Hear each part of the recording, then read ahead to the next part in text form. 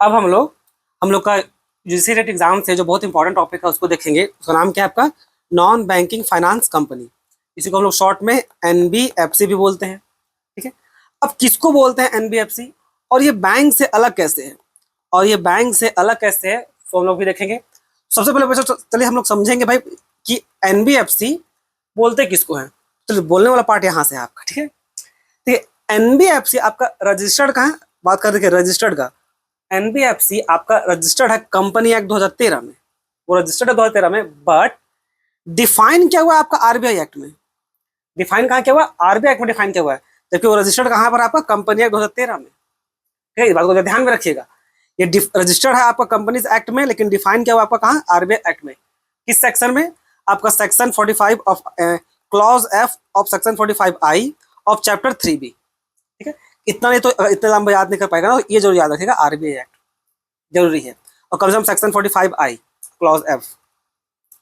अब एनबीएफसी में एक और कंडीशन है, वो क्या आपका 50-50 टेस्ट। क्या मतलब वो 50-50 टेस्ट बोलने का? तो ये 50-50 जो टेस्ट है ना, आपको प्रिंसिपल बिजनेस क्राइटेरिया है। यानी कि यहाँ बोला जाता है कि भाई कि जो 50% जो एसेट है, जो टोटल एसेट है एनबीएफसी का, वो आपका 50% जो एसेट है वो आपको फाइनेंशियल एसेट होना चाहिए। ठीक है। Financial asset must be more than 50% of total asset. जितना भी एसेट्स है कंपनी के पास, उसमें से फाइनेंशियल एसेट आपका 50% से ज्यादा होना चाहिए।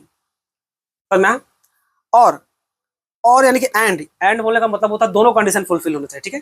ये कंडीशन 1 भी, और जो कंडीशन अब जो 2 पढ़ने वाले हैं वो भी। एंड क्या? और जो इनकम जो जनरेट हो रहा है, जो इनकम जनरेट हो रहा है, जो टोटल जो इनकम है, उस टोटल इनकम में 50% से ज्यादा income, more than 50% of total income आपका फाइनेंशियल एसेट से आना चाहिए। जो होता है ना, जो अलग अलग जो लोन एडवांस जो दिए होते हैं ना गाड़ी फाड़ी से, इस सबसे, वो तो आपका फाइनेंशियल एसेट इस कैटेगरी में आता है। ठीक है। जो एनबीएफसी दी जाती है। तो क्या देखने को मिला बच्चों 50-50 रूप में, कि एक आपका जो उसका एसेट है, टोटल एसेट में 50% आप एसेट आपका मोर देन 50% आपका फाइनेंशियल एसेट होना चाहिए। और साथ ही साथ जो टोटल इनकम है, इस टोटल इनकम में मान लीजिए अगर 100 है, तो टोटल इनकम में मोर देन 50%, यानी कि कम से कम 51% इनकम जो कहाँ से आएगा? आपका फाइनेंशियल एसेट्स, यानी कि ये वाला से। तो ये दोनों कंडीशन फुलफिल होना चाहिए, तब जाकर के वो सही से आपका एनबीएफसी कैटेगरी में फिर वो सही से आता है। ठीक है। ये हो गया। अब देखिए एनबीएफसी को क्या क्या एक्टिविटी अलाउ है। ध्यान रखिएगा बच्चों, एनबीएफसी को लोन्स एंड एडवांस अलाउ है, बट डिपॉजिट अलाउ नहीं है। मतलब ऐसा नहीं कि बिल्कुल अलाउ नहीं है, बस बहुत सारा ड्रामा है डिपॉजिट को लेकर के। जो ड्रामा है नीचे देखेंगे क्या ड्रामा है। देखिए, अगर सिंपली देखा जाए मोटा मोटी, तो जो बैंक होता है, कोई भी वो इंस्टीट्यूशन जो 2 फंक्शन करता है, ठीक है, जो 2 फंक्शन प्रोवाइड करता हो, उसको क्या बोलते थे हम लोग? उसको हम लोग बोलते हैं बैंक। और 2 फंक्शन कौन है? एक फंक्शन है भाई लोन्स और एडवांस देना, लोन्स देना और एडवांस देना। ठीक है, जो यहाँ पर लिखा हुआ है। दूसरा फंक्शन क्या है? Accepting deposit. भाई अगर हम लोग पब्लिक से पैसा जमा ले रहे हैं, तो ये 2 फंक्शन अगर कोई भी करती है, कोई भी इंस्टीट्यूशन, उसको हम लोग बोलते हैं बैंक। एनबीएफसी आपका ये फंक्शन 100% अलाउ है। इसमें बहुत ड्रामा है डिपॉजिट वाला पार्ट में। ठीक है। मतलब नहीं के बराबर है एक प्रकार से। अब सुनिए, और क्या क्या परमिशन अलाउ है? Acquisition of share, stock and bond. मतलब एक एनबीएफसी कंपनी शेयर में, स्टॉक में, बॉन्ड में, इन सब में पैसा इन्वेस्ट कर सकती है। ठीक है। हायर परचेज और लीजिंग में, एनबीएफसी मेनली सही मायने में इसी में तो काम आती है, हायर परचेज और लीजिंग में। बड़ा बड़ा मशीन में तो ये काम ही करती है। एनबीएफसी तो फाइनेंस करके देती है। ठीक है। इंश्योरेंस बिजनेस, इंश्योरेंस बिजनेस में भी इसको अलाउ है। यूजुअली कहां पर? आपको कॉर्पोरेट एजेंट और ज्वाइंट वेंचर में। ठीक है। चीट फंड में भी इसको अलाउ है। अब याद रखिएगा, चीट फंड जो है ना, उसको आरबीआई नहीं देखभाल करती है। चीट फंड को देखभाल करने का काम मेनली स्टेट गवर्नमेंट का होता है। ठीक है।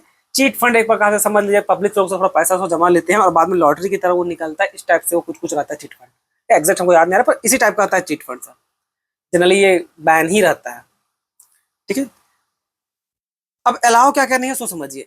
एग्रीकल्चर में हिस्सा लेना अलाउ नहीं है, इंडस्ट्रियल एक्टिविटी में हिस्सा लेना अलाउ नहीं है, और purchase sale of any goods other than security, security को छोड़े किसी प्रकार का और अदर गुड्स, यानी कि मूवेबल गुड्स को, जो मूवेबल गुड्स होता है उसमें परचेज और सेल करना अलाउ नहीं है, सिक्योरिटी को छोड़ करके। ठीक है, इसमें भी अलाउ नहीं है।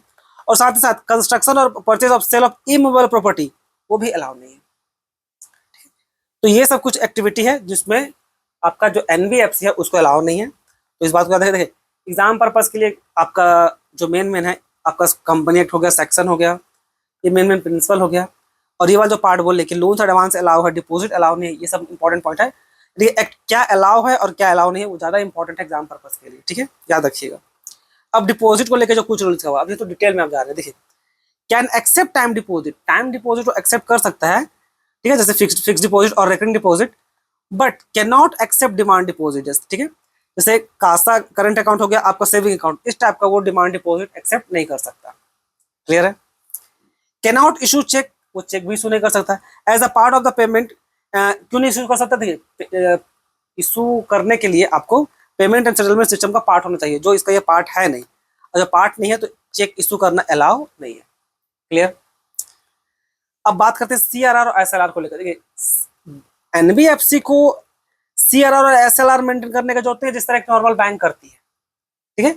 आपको आइडिया होगा कि सीआरआर क्या होता है, आपका एसएलआर क्या होता है, मान के चलते हैं सिंपल सा बोलचाल भाषा में होता क्या है। देखो इन दोनों को जोड़े क्या बोलते हैं हम लोग, इन दोनों को जोड़े बोलते हैं क्या हम लोग, एलआरआर बोलते हैं कि नहीं। इन दोनों को जोड़ करके सिंपल बोलचाल भाषा में क्या होता है कि हम लोग जो पैसा, मान लीजिए आप 1000 रुपये बैंक में जो डिपॉजिट किए हैं, अब वो बैंक जो है पूरा 1000 रुपये को लोन के तौर पे नहीं बांट सकती, ठीक है। क्यों नहीं बांट सकती पूरा? उसमें आरबीआई मना कर देती है। क्यों मना कर देती है? आरबीआई बोलते हैं भाई कि अगर आप सारा पैसा लोन में बांट दीजिएगा और अगर पब्लिक आपसे पैसा मांगने आएगा तो कहाँ से दीजिएगा, ठीक है, पैसा नहीं दे पाइएगा। इसलिए बोलते हैं, आरबीआई बोलती है कि इस 1000 में मान लीजिए 20% लेके चलते हैं एलआर, तो 20% निकाल लीजिए, यानी कि 200 रुपये एलआर के नाम पे जमा कर लीजिए, और जो बच गया 800 रुपया उसको आप एज ए लोन के तौर पे फिर बांट सकते हैं, ठीक है। तो ये तो हो गया एलआर। अब सीआरआर और एसएलआर में क्या दिक्कत है? अब इस 200 रुपये जो बैंक काट के रखी है ना एलआरआर नाम करके, इसमें से मान लीजिए अगर 100, मान लीजिए इसमें से 120 रुपया, 120 रुपया अगर जब वो आरबीआई को भेजती है ना, आरबीआई के पास जमा कर देती है उस 200 में, उस 200 में से 120 रुपया आरबीआई के पास जमा कर दी, वो कहलाता है आपका क्या, आपका सीआरआर। क्लियर। एसएलआर कब कहलाता है? एसएलआर तब कहलाता है जब वो वही पैसा जो 80 रुपये बच गया है उस 200 में, उसको बैंक अपने पा सकती है, खुद के पा सकता है, बैंक के पास वो खुद रहता है, ठीक है। तो ये दोनों में डिफरेंस है बच्चों। तो सीआरआर और एसएलआर जो होता है आपका एनबीएफसी को मेंटेन करने की जरूरत नहीं पड़ता है। हाउएवर डिपॉजिट टेक, क्योंकि जो एनबीएफसी डिपॉजिट ले रही है, ठीक है, हालांकि वो याद रखिएगा टाइम डिपॉजिट नहीं ले सकती, फिक्स डिपॉजिट और रेकरिंग डिपॉजिट दे सकती है, ठीक है, but can not accept demand deposit, जो टाइम डिपॉजिट भी बोलते हैं। सॉरी बेटा बोल रहा है, मतलब टाइम डिपॉजिट इन लोग को बोलते हैं। टाइम डिपॉजिट मतलब एक मैच्योरिटी डेट हो जाता है, ठीक है, जैसे आपका फिक्स डिपॉजिट, रेकरिंग डिपॉजिट। और डिमांड डिपॉजिट बोलने का मतलब होता है कि जिस पल में पैसा मांगा जाए उस समय, होता है सेविंग अकाउंट में आपको जिस समय पैसा का जरूरत पड़ता है आप जाके पैसा निकाल लेते हैं। तो ये डिफरेंस है।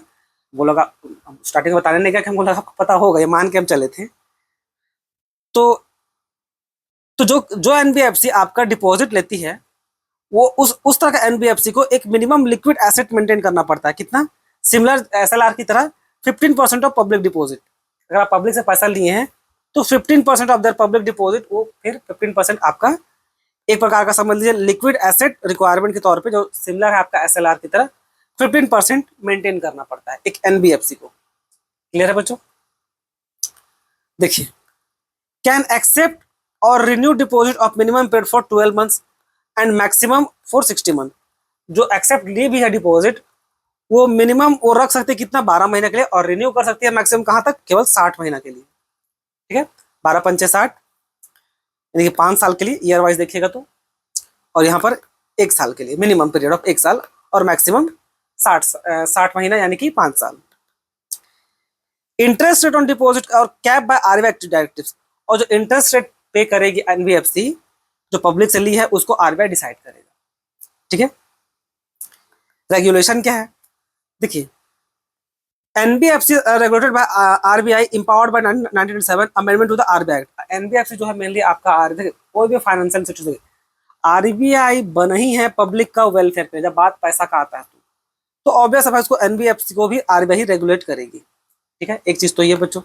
दूसरा मिनिमम कैपिटल एडिक्वेसी रेशियो, जो वैसा नॉर्म्स में आप देखे होंगे कितना यहाँ पर 15% for taking for deposit taking NBFC, जिसका टीयर 1 टीयर 2 कैपिटल मेंटेन करके रखा है। सो जो लोग ऑब्वियस पब्लिक से अगर पैसा उठा रहे हैं आप, तो पब्लिक को रिपे भी तो करना है ना, तो आपका डूबने से पब्लिक का ट्रस्ट उठ सकता है ना। तो इसलिए मिनिमम कैपिटल एडिक्वेसी रेशियो जो 15% है टोटल और डिपॉजिट टेकिंग एनबीएफसी का, क्या है, केवल वो एनबीएफसी मेंटेन करेगी जो डिपॉजिट एक्सेप्ट करती है। ठीक है, आपका टियर 1 टियर 2 कैपिटल कितना हो चाहिए, 15%। NBFC fall under category of shadow banking, याद रखिएगा एनबीएफसी कैसे कैटेगरी में था, शैडो बैंकिंग। शैडो बैंकिंग बोलने का मतलब क्या होता है, ऐसा entities functioning like banks but not strictly regulated by traditional bank. देखिए ये जो आपका शैडो बैंकिंग है, ये मेन काम करता है नॉर्मल बैंक की तरह ही, बट उसको स्ट्रिक्टली आरबीआई उसको रेगुलेट नहीं करती है, तो रिस्की हो जाएगा आम आदमी के लिए, रिस्की हो सकता है। ठीक है, स्केल बेस्ड रेगुलेशन यानी कि एसबीआर, स्केल बेस्ड रेगुलेशन। देखिए RBI introduce 4 tier regulatory structure of NBFC based on their size complexity. ठीक है, 4 तरह का टियर अलग अलग आरबीआई इंट्रोड्यूस किया है, जो लोग अलग अलग साइज और अलग अलग कॉम्प्लेक्सिटी को लेकर के बनाया गया है। ठीक, base layer, middle layer, upper layer और टॉप लेयर, ये 4 लेयर है। ठीक, तो ये था एनबीएफसी के बारे में कुछ बच्चों। एकदम घूस करके पढ़ने जरूरत नहीं, एग्जाम में तो डिटेल में नहीं पूछता है, जितना एग्जाम में पूछता है बच्चों उतना हम आपको सफिशिएंट बता दिए। अब कुछ और डिफरेंस देख लीजिए ताकि आपको और क्लैरिटी मिले एनबीएफसी और बैंक को लेकर। देखिए फॉरेन इन्वेस्टमेंट को लेकर क्या लिखा हुआ है, bank 74% of foreign investment allow private bank under automatic route, और जो एनबीएफसी है उसमें 100% फॉरेन इन्वेस्टमेंट अलाउ। देखिएगा बैंक सबको 74% अलाउ है और एनबीएफसी को 100% फॉरेन इन्वेस्टमेंट अलाउ है अंडर ऑटोमेटिक रूट। ठीक है, अंडर ऑटोमेटिक रूट में। दूसरा पेमेंट सिस्टम, एनबीएफसी को बताएं जैसे बैंक सब जो होता है आपका पार्ट होता है आपका पेमेंट एंड सेटलमेंट सिस्टम का। ठीक है, और NBFC do not part of payment and settlement system. ठीक है, पेमेंट और सेटलमेंट सिस्टम का पार्ट होता है, इसीलिए इसको चेक इशू करना अलाउ नहीं है। Deposit insurance, bank has facility of DIC, जैसे कभी कभी फुल फॉर्म में पूछा एग्जाम में, याद रखिएगा deposit insurance and credit guarantee corporation, full form DICGC, याद रखिएगा इंपॉर्टेंट है। एनबीएफसी को डीआईसीजी का फैसिलिटी अलाउ नहीं है। समझा? तो ये कुछ बेसिक डिफरेंस था बच्चों। तो जो मेन डिफरेंस आपको देखने को मिला सही मायने में कि एनबीएफसी आपका लोन्स तो ले सकता है बट डिपॉजिट नहीं ले सकता। डिपॉजिट में बहुत ड्रामा है। ठीक है, आम पब्लिक से डिपॉजिट में बहुत ज्यादा ड्रामा है, ये आपको देखने को मिला। और साथ ही साथ ये सब भी इंपॉर्टेंट है कि क्या उसको अलाउ है और क्या उसको अलाउ नहीं किया गया। ठीक है, तो एनबीएफसी में इतना ही है बच्चों। और ज्यादा डिटेल में देखिए, और डिटेल में तो बहुत कुछ हो सकता है, बट सब कुछ जानने का जरूरत नहीं है क्योंकि एग्जाम पर्पस के लिए फिर वो इररिलेवेंट है। ठीक है, तो इसमें इतना ही।